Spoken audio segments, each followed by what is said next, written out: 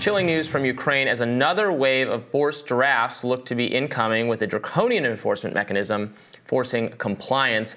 Reuters reports that Ukraine intends on drafting 500,000 more citizens. As Jordan Schachtel adds, Kyiv's parliament, which now outlaws opposition parties, will soon allow for bank account seizures as a punishment for noncompliance. Ukrainians abroad will have their assets frozen if they don't report for duty.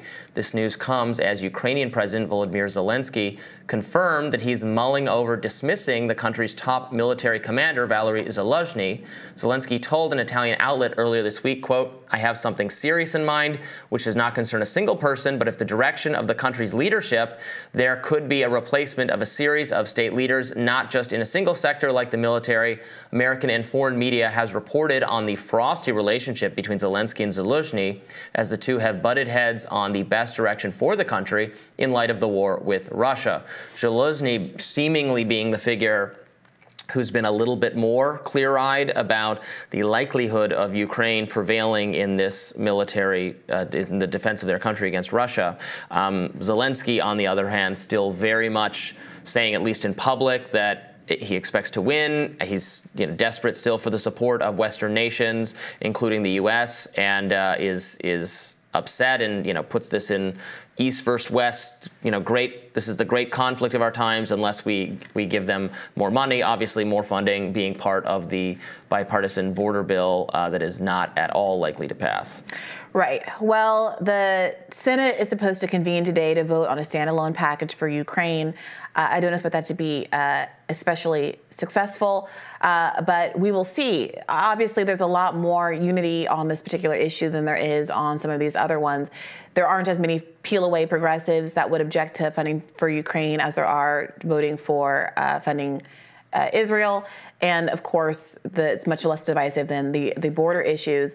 But the question of whether or not this particular bank app, this Dia Bank app, is playing a kind of nefarious role in the context of Ukraine having to conscript more soldiers to continue to fight this war. Obviously, there's a lot of fatigue in the country. They've been going through this for a very long time. The argument that's being made here is that this Dia app was arguably pushed and promoted within Ukraine as a banking app that would make not just banking easier, but reporting war-based damage to buildings. You could report seeing Russian troops advancing. You could access your personal documents if you had to flee or if the building where they were stored was damaged. Its own website pushes it as having all of those kind of applications and being very useful.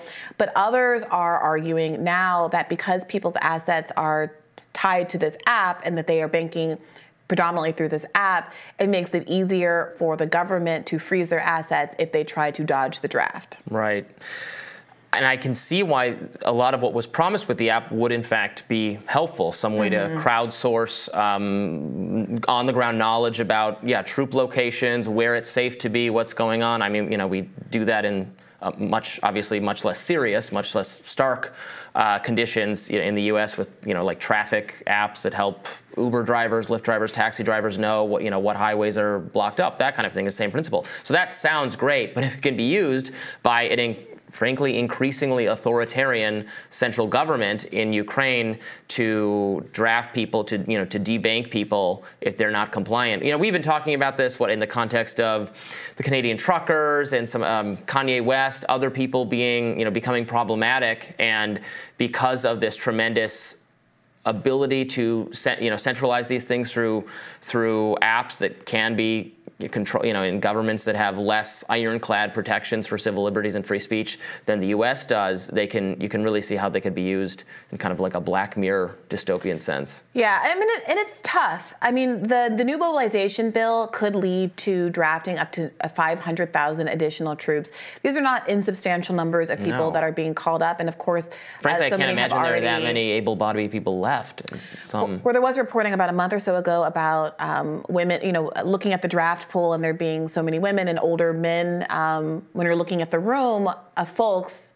And that's a really tough situation. And that argument, there's an very strong argument there that Zelensky is well out over his skis and that he's not contending with the realities and limitations of his fighting force in front of him and what his means are in front of him.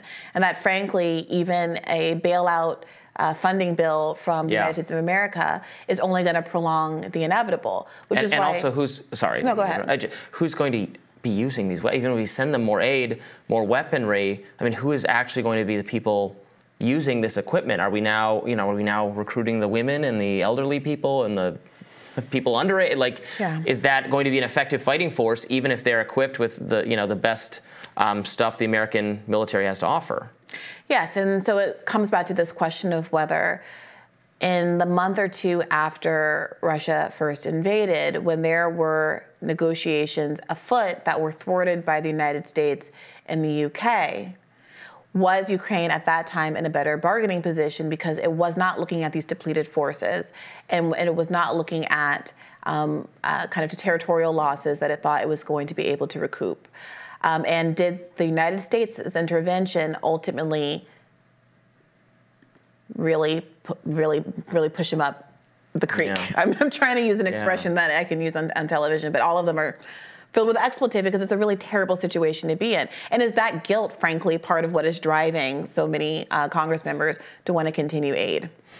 Yeah, I don't know. It seems like an increasingly unpopular cause here. It certainly is in Republican circles, and while Republicans are more, the establishments of both parties are supportive of sending more funding to both the Ukraine and Israel, and then you have a substantial portion of the Republican base, and then exerting pressure on some members of Congress to not support on the Ukraine side, and then for Democrats, you have some much more progressive members who don't want to do the Israel funding. But overall, it does translate to a kind of, I think, rising non-interventionist sentiment among the electorate that I think is going to make increased funding, continued funding for Ukraine very difficult to come by. Sure. I mean, the National Review just published an article called "Pass the Ukraine and Israel Funding Bill," even separate from the border bill. I mean, that's them. I appreciate that there are a handful of kind of Freedom Caucus types that do object to the war in Ukraine, but it does increasingly seem to me, as they decline to object to funding to Israel, that it was about Ukraine feeling like Biden's war, and it felt like a way to oppose Biden as opposed to a principled stance against non-interventionism or not spending American dollar, just generally speaking. Or, as I would hope, a kind of principled humanitarian position about the value of various conflicts and whether or not we're just doing world building in a proxy war with Russia, or whether or not we would be intervening to stop a cataclysmic humanitarian tragedy. So we'll continue to follow that and give you updates as they emerge. More Rising right after this.